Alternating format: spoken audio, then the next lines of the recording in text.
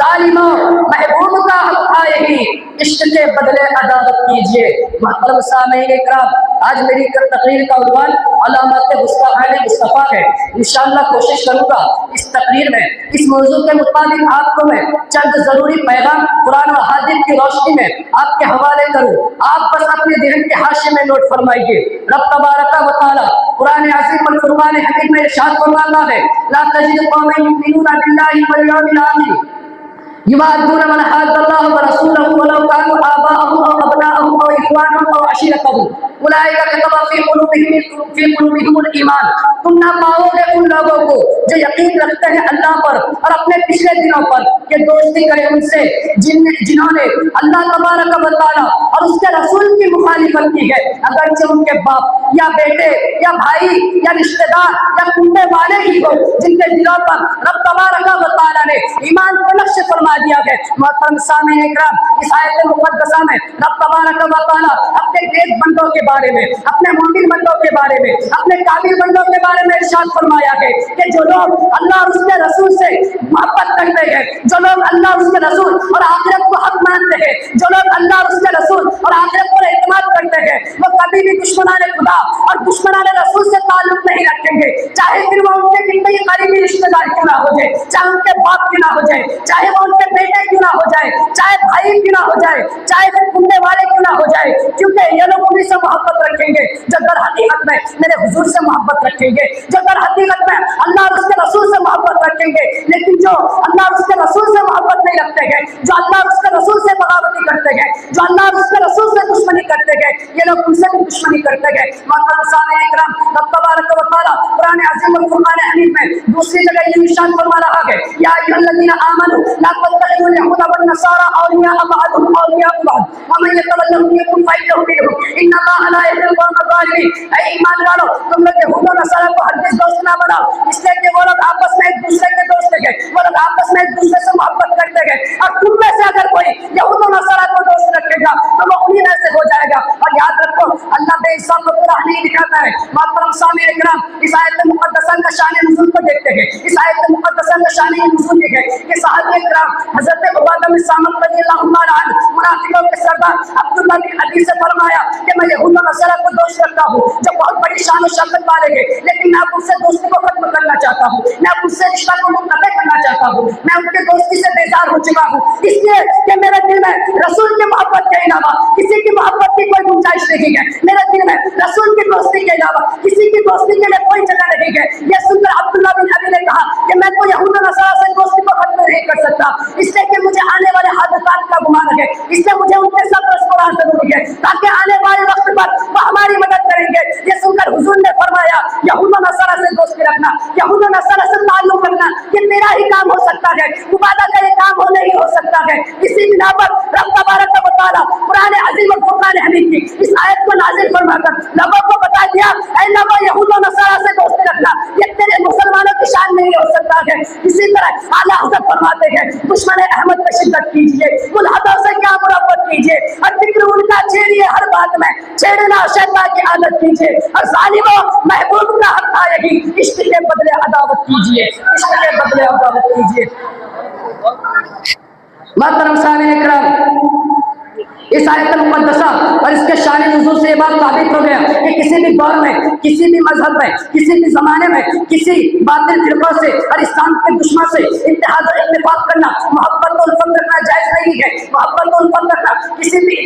جماعت سے ہو، اہل سنت والجماعت کے علاوہ کسی بھی جماعت سے محبت رکھنا جائز نہیں ہے، مگر کچھ دور حاضر میں ایسے بھی مسلمان ہیں جو اپنے آپ کو سنی ہونے کا دعویٰ کرتا ہے، اپنے آپ کو ایمان والا بتا رہا ہے، اپنے آپ کو جنتی بتا رہا ہے، اور عبداللہ بن ابی کا منافقانہ رول بھی ادا کرتے ہیں اور کہتے ہیں کہ ہم اگر باطلوں سے دوستی نہ رکھے، ہم اگر بے دینوں سے دوستی نہ رکھے، ہم اگر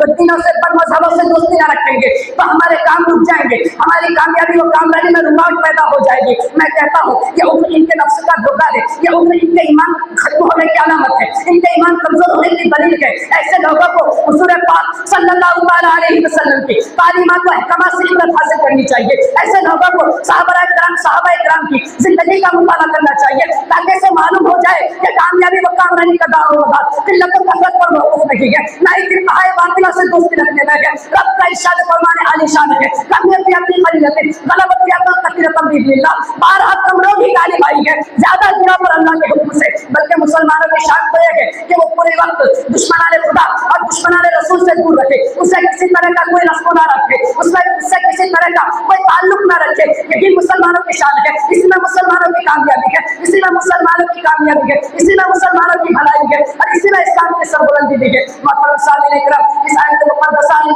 सबसे ये बात तो साफ मालूम चल रहा है कि अल्लाह और उसके रसूल से मोहब्बत करना ही मदार ईमान है, अल्लाह उसके रसूल से मोहब्बत करना ही ईमान का दारोमदार है। और दुश्मनाने खुदा वो दुश्मनाने रसूल से कतई ताल्लुक कर लेना तकाज़ाई मोहब्बत है, इजहार मोहब्बत है, कानून मोहब्बत है। मसलन मिसाल के तौर पर लेके चलिए, आप किसी शख्स से मोहब्बत करते हैं तो जाहिर सी बात है उनके जितने भी दुश्मन होंगे वो आपके भी दुश्मन होंगे, उनके जितने भी दोस्त होंगे वो आपके भी दोस्त होंगे। मगर ऐसा कभी नहीं हो सकता है कि जो उनके दुश्मन है वो आपके दोस्त होंगे, जो उनके दोस्त है वो आपके दुश्मन होंगे। मैं ऐसा कभी नहीं समझता हूँ कि ये मोहब्बत का तकाज़ा है, मैं कभी नहीं समझता हूँ कि ये मोहब्बत का कानून है, मैं ये कभी नहीं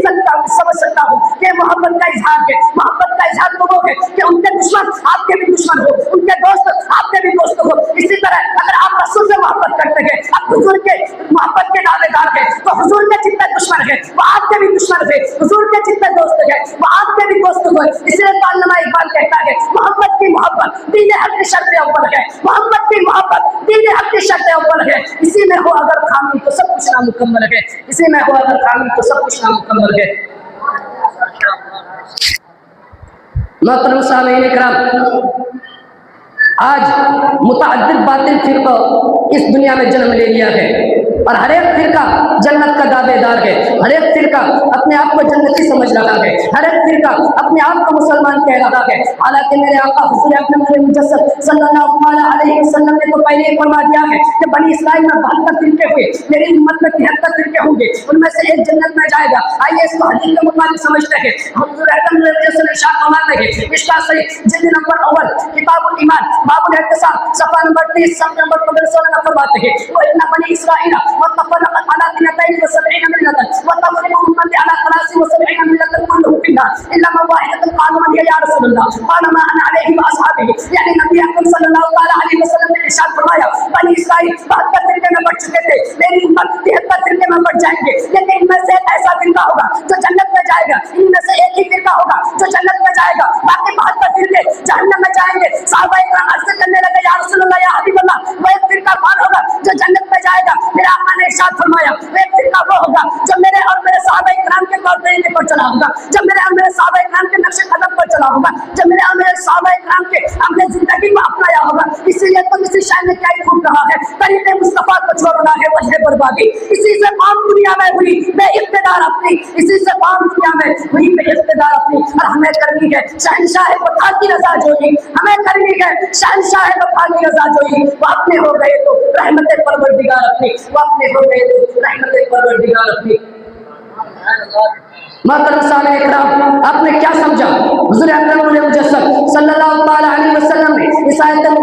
मुक़द्दसा में ये बात को बिल्कुल वाज़ेह तरीके से फरमा दिया है कि फिरके तो हजारों होंगे, फिरके चाहे जितना भी हो, लेकिन एक ही फिरका जन्नत में जाएगा, वो होगा अहले सुन्नत वल जमात का फिरका, जो जन्नत में जाने का शर्फ हासिल करेगा, जिसे जन्नत में जाने का शर्फ मिलेगा। मोहतरम सामईन इकराम, लेकिन आज कुछ मदफीन ऐसे भी घूम रहे हैं, आज कुछ मदफीन ऐसे भी चौराहे में मिल जाएंगे आपको, जो कहते हैं कि बाकी फिरकों को भी खराब नहीं कहना चाहिए, शरीयत के बजाय वो तबीयत के ताबेदारी कर रहा है, कुरान और हादीस को छोड़कर वो अपने मनमानी करता है और कहता है किसी भी फिरके को खराब नहीं कहना चाहिए, किसी भी जमात को खराब नहीं कहना चाहिए, सब जमात हक पे है, किसी भी जमात बुरे पे नहीं है, किसी भी जमात को बुरा नहीं कहना चाहिए। मैं कहता हूँ क्या हुज़ूर अकरम मुजस्सद सल्लल्लाहु अलैहि वसल्लम ने सिर्फ एक फिरका को जहाँ जन्नती करार दिया है, वहाँ ये लोग एक से ज़ायद फिरकों को भी सही समझ रहा है, एक से ज़ायद फिरकों को भी जन्नती बता रहा है। क्या ये मुझे बता तो सही कि हुज़ूर के शान की सही खिलाफत से हुई या नहीं? आप जरा गौर करेंगे तो आपको मालूम हो जाएगा, आपको पता चल जाएगा। आप हदीस के मुताबिक ध्यान देंगे हुजूर अकरम नूर मुजस्सम सल्लल्लाहु अलैहि वसल्लम इरशाद फरमाते हैं सयकुनु फी उम्मती इख्तिलाफ व तफरीक़त, मेरी उम्मत में इख्तिलाफात का मामला होगा, मेरी उम्मत इख्तिलाफ के बीच में पड़ जाएंगे, मेरी उम्मत एक दूसरे में इख्तिलाफ करने लगेंगे। जाहिर सी बात है जब उम्मत एक दूसरे में इख्तिलाफ में पड़ जाएंगे तो इसको कौन रोक सकता है? ये झगड़ा कैसे खत्म हो सकता है? ये लड़ाई कैसे खत्म हो सकता है? इसको तब्दील कौन कर सकता है? इसको कौन बदल सकता है? जब मेरे आका ने खुद इरशाद फरमाया 72 मेरी उम्मत में 73 तरीके होंगे, 73 तरीके होंगे और सब अलग अलग बढ़ जाएंगे। मोहतरम सामने इकराम, मैं देखता हूँ कि आज कुछ लोग मुबालते में पड़े हुए हैं, तो कश्तियों में पाँव को रखे हुए हैं, कभी इस कश्ती में पाँव को रखते हैं तो कभी इस कश्ती में पाँव को रखते हैं, मगर याद रखो दो कश्तियों का सब समान कभी भी साहिल समुद्र तक नहीं पहुंच सकता। इसी तरह तो फिल्मों को सही कहने वाला तो जमात को हक में कहने वाला कभी भी साहिल निजात तक नहीं पहुंच सकता। उसका हाल तो ये हो जाएगा कि न खुदा ही मिला न विसाले सनम, न खुदा ही मिला न विसाले सनम, न इधर के रहे न उधर के रहे, न इधर के रहे न उधर के रहे। मोहतरम सामईन इकराम, अल्हम्दुलिल्लाह हम अहले सुन्नत वल जमाअत का रास्ता वही रास्ता है जो सहाबा इकराम का रास्ता था। हम अहले सुन्नत वल जमाअत का रास्ता हम अहले सुन्नत है जो मुसलमान दिन का रास्ता था। हम अहले सुन्नत वल जमाअत का रास्ता वही रास्ता है जो खुलफाए राशिदीन का रास्ता था। अहले सुन्नत वल जमाअत की हक़ानियत इससे भी ज़ाहिर होती है कि अहले सुन्नत वल जमाअत की जमात किसी दूसरे जमात से कटकर नहीं बनी है, किसी दूसरे जमात से हटकर नहीं बनी है। अहले सुन्नत वल जमाअत की जमात हमेशा सचते हैं, किसी दूसरे जमात से कटकर नहीं बनी है, बल्कि सहाबा इकराम की जिंदगी से ये जमात कायम है, सहाबा इकराम की दौर से ये जमात कायम है। और इंशाअल्लाह मैं तो कहता हूँ कि सुबह क़यामत तक ये जमात कायम रहेगी। मगर आप दूसरे मजहबों पे, दूसरे जमातों पे बात करके देख लो, दूसरी जमातों पे अपनी नजर को दौड़ा के देख लो, हर जमात अहले सुन्नत वल जमात से कटकर बनी है, हर जमात अहले सुन्नत वल जमात से हटकर बनी है। सबों ने अपने अपने रास्ता अलग इख्तियार किए, सबों ने अपने अपने रास्ता अपने मनमानी से अलग कर दिया है। मुझे बताओ तो सही, जो जमात हक वाले से कटकर बनी, जो जमात हक वालों से कटकर बनी, वो जमात आखिर सच में कैसे हो सकती है? वो जमात हक में कैसे हो सकती है? मुझे कहने दे दिया जाए कि जमात हक से हटना ही वो जमात बातिल होने की दलील है, हक से हटना ही वो बातिल होने की अलामत है। तो आपको लामुहाला ये कहना पड़ेगा कि हुजूर के फरमान के मुताबिक अहले सुन्नत वल जमात के अलावा बाकी जितने भी फिरके हैं सब के सब जहन्नम में जाएंगे, उनके अलावा कोई जन्नत में नहीं जाएगा। और सबके सब बदीर है, सबके सब बद मजहब है। इसीलिए तो आला हज़रत फरमाते हैं दुश्मन रहमत पे शिद्दत कीजिए, गुलहदों से क्या मुनव्वत कीजिए, और जिक्र उनका छेड़िए हर बात में, छेड़ना शैतान की आदत कीजिए, और निकले फारस ज़लज़ले हो नजर में निकले आयत की आदत कीजिए, और गैस में चल जाए बेदिनों के दिन या रसूल अल्लाह की कसरत कीजिए, अशिद ठहरे जिसमें हो ताज़ीम हबीब उस पूरे मजहब पे लानत कीजिए, और ज़ालिमा महबूब का हक़ यही इश्क के बदले अदावत कीजिए। अदाकर इकबाल क्या कहता है कि मोहम्मद से वफा तूने तो हम तेरे गए, कि मोहम्मद से वफा तूने तो हम तेरे गए, ये जहाज क्या चीज़ है लो हम तेरे गए, ये जहाज चीज़